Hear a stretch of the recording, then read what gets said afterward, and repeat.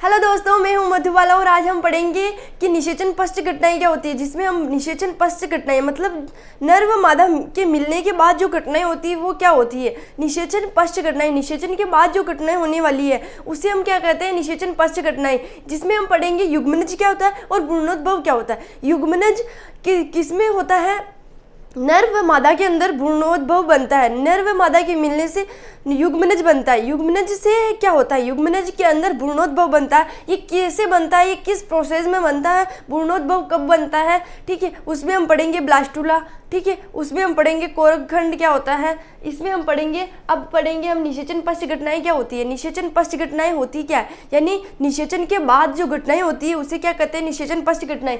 लैंगिक जनन में निषेचन के बाद, यानी लैंगिक जनन कब होता है, जब नर व मादा मिलते हैं तब लैंगिक जनन होता है। तो निषेचन के बाद की घटनाएं निषेचन पश्च घटनाएं कहते हैं, ठीक है। अब युग्मनज पढ़ेंगे, यानी जाइगोट, यानी कहने का मतलब एक वैज्ञानिक भाषा के अंदर बोले, यानी बायोलॉजी का अध्ययन कर रहे हैं तो हम युग्मनज पढ़ेंगे। अगर हम अपने प्रैक्टिकली तौर पर देखें तो एक बच्चा है, ये युग्मनज क्या है, एक बच्चा है, ठीक है। बच्चे है तो इसके अंदर पढ़ेंगे युग्मनज क्या होता है, यानी नर व मादा मिलते हैं, यानी लैंगिक जनन के अंदर नर व मादा मिलते हैं तब क्या होता है, युग्मनज होता है। युग्मनज यानी जाइगोट, द्विगुणित। युग्मनज हमेशा नर, कहने का मतलब युग्मक जो होते हैं, युग्मक यानी जनक जो होते हैं वो क्या होते हैं, अगुणित होते हैं। तो ऑब्वियसली बात है, दिखती बात है ये कि युग्मनज क्या होगा, द्विगुणित होता है। युग्मनज, कोई पूछे कि युग्मनज कैसा होता है, युग्मनज द्विगुणित होता है। द्विगुणित युग्मनज का निर्माण सभी लैंगिक जनन करने वाले जीवों, यानी सर्वव्यापी, जो सभी, यानी जो जीव, यानी कहने का मतलब जो जीव है ना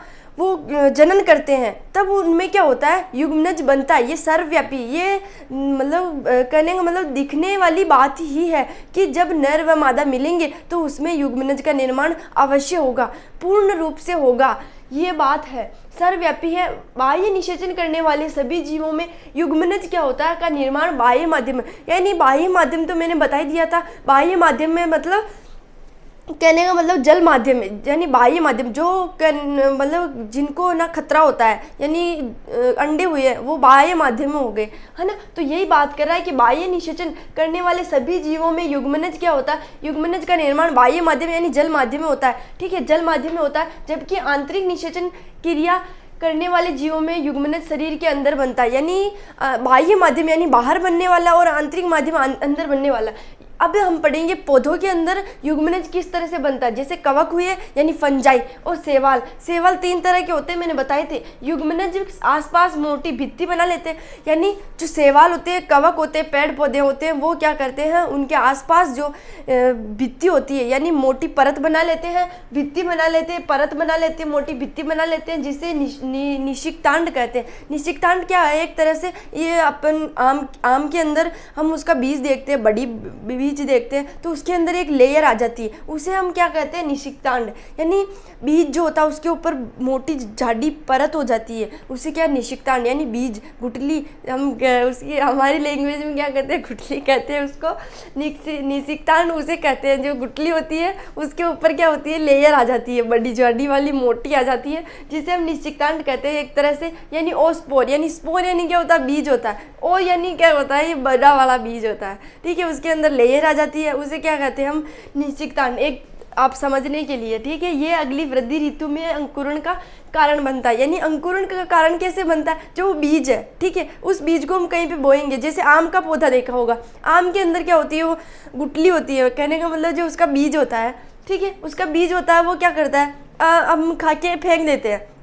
तो वो ऋतु यानी बारिश के मौसम में वो क्या करता है, वो अंकुरण का निर्माण कर दे, एक पौधे का निर्माण कर देता है। वो आपने देखा होगा, आप आम खाया या कुछ भी खाया और वहाँ पे फेंक दिया, फेंकने के बाद वो क्या होगा, बारिश के दिन होंगे, वो मिट्टी के अंदर मतलब मिट्टी के अंकुरण से वो क्या होगा और नए पौधे का निर्माण करता है। वो मतलब वहाँ पे वृद्धि, ग्रोथ करने लग जाएगा। वो जो पौधा है, वो गुठली थी, वो जो बीज था, वो क्या होगी, वो ग्रोथ करने लग जाएगी। बारिश के मौसम में ऋतु में अंकुरण का कारण बन जाती है। यही कारण है कि वो एक पौधे का निर्माण करने लगे। अधिकतम पादपों में युग्मनज से पहले भ्रूण का निर्माण होता है, बाद में द्विगुणित बीजाणुजनक पादप पर यानी स्पोरोफाइट पर बीजाणु कोश होते हैं, जिनमें बीजाणु उत्पन्न होते हैं। बीजाणु के अंकुरण से अगुणित यानी हैप्लॉइड युग्मनज बनता है। ठीक है, अब हम पढ़ेंगे कि भ्रूणोद्भव क्या होता है। यानी युग्मनज जो होता है, यह युग्मनज जो होता है, युग्मनज कहने का मतलब ये मैं मिटा रही हूँ ना।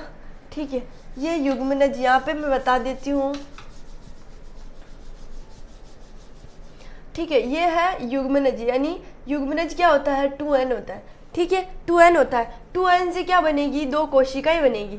ठीक है, ये 2 कोशिकाएं बनती है। हम इन 2 कोशिकाओं को क्या कहते हैं, इन 2 कोशिकाओं को क्या कहते हैं, कोरक खंड कहते हैं। ये युग्मनज जो होता है 2n होता है, यानी द्विगुणित होता है। द्विगुणित से 2 कोशिकाओं का निर्माण करता है। ये 2 कोशिकाओं का निर्माण, यानी भ्रूणोद्भव बना रहा ना, तो वो कोशिकाओं का निर्माण करता है, 2 कोशिकाओं का निर्माण करता है। हम जिसे क्या कहते हैं, कोरक खंड कहते हैं, कोरक खंड कहते हैं, यानी ब्लास्टोमेरिया, है ना, ब्लास्टोमेरिया कहते हैं इसको। ठीक है, अभी ये 2 कोशिकाएं मिलके क्या करती है, 8 से 16 कोशिकाओं का निर्माण करती है। 8 से 16 कोशिकाओं का निर्माण करती है, जिसे हम क्या कहते हैं, मेरु, यानी कहने का मतलब क्या कहते हैं इसको,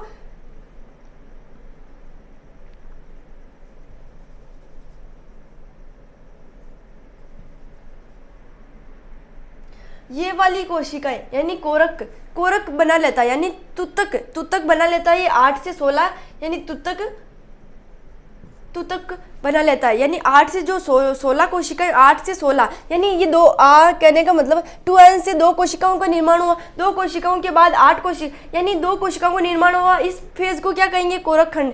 ठीक है, ये क्या है, अवस्थाएं है इसकी। ठीक है, इसके बाद ये 16 बनाएगी, 8 से 16 यानी 2 से 8 से 16, 2 कोशिकाओं से 8 से 16 कोशिकाएं बना लेती है, जिसे क्या कहते हैं, तुतक कहते हैं। यानी कहने का मतलब तुतक, है ना, तुतक के बाद ये होता है तुतक होती है।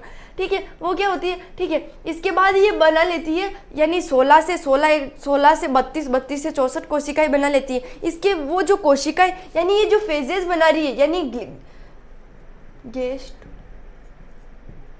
इसके बाद क्या होता है, गेस्टुला अवस्था आ जाती है। तुतक के बाद गेस्टुला अवस्था आ जाती है, कोरक खंड आ जाता है। ये अवस्थाएं जो होती है, इनके बीच की ये जो अवस्थाएं होती है, इन अवस्थाओं के बाद क्या होता है, भ्रूण का निर्माण होता है। भ्रूण का निर्माण होता है, यानी एम्ब्रियो का निर्माण होता है, जिसे हम क्या कहते हैं, इसके अध्ययन को क्या कहते हैं, इसके अध्ययन को क्या कहते हैं, इसके अध्ययन को हम भ्रूणोद्भव कहते हैं, यानी एम्ब्रियोलॉजी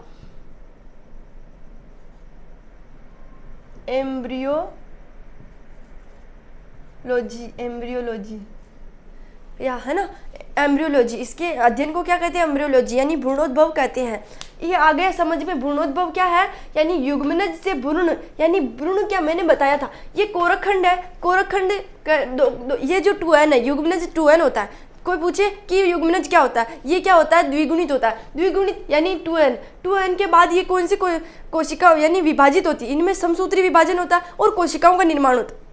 ठीक है, कोशिका विभेदित भी होती है, यानी बट अलग, मतलब कहने का मतलब अंतर, यानी बट जाती है, वो विभेदीकरण होता है इसमें। विभेदीकरण के बाद यानी कोरकखंड, यानी जो 2 कोशिकाओं का निर्माण होता है उन्हें कोरकखंड कहते हैं। वो फेज है ये कोरकखंड। कोरकखंड के बाद 8 से 16 कोशिकाएं बनती है, जिसे हम तुतक कहते हैं। तुतक के बाद जो अवस्थाएं आती है, यानी 16 से 32, 32 से 64 कोशिकाएं, तो उन्हें क्या कहेंगे, गेस्टुला अवस्था सुना ही होगा, गेस्टुला। अब इनके अध्ययन को क्या कहते हैं, इन जो फेजेस की अवस्थाओं को अध्ययन को क्या कहते हैं हम, एम्ब्रियोलॉजी। जो ये अवस्था, इनके बीच की जो प्रावस्था होती है, उन्हें क्या कहते हैं, भ्रूण कहते हैं। अब ये भ्रूण का निर्माण कैसे हुआ, ये मैंने बता दिया। ये भ्रूण का बाद में निर्माण होता है। जो बच्चा होता है वो सबसे छोटा होता है, वो भ्रूण ही है। भ्रूण यानी माँ के पेट में है तो वो भ्रूण कहलाएगा। थैंक यू सो मच बच्चों। ये आपको वीडियो पसंद आए हो तो आप लाइक, सब्सक्राइब, कमेंट जरूर करिएगा। आपको कोई भी प्रॉब्लम हो तो कमेंट में ज़रूर बताइए कि मेरे को ये प्रॉब्लम है। ठीक है, मैं आगे और अगले चैप्टर कल नहीं होगा, परसों हम कल पढ़ेंगे कि सजीव प्रजनक क्या होता है, अन्न प्रजनक क्या होता है। ठीक है, नेक्स्ट वीडियो में मिलते हैं।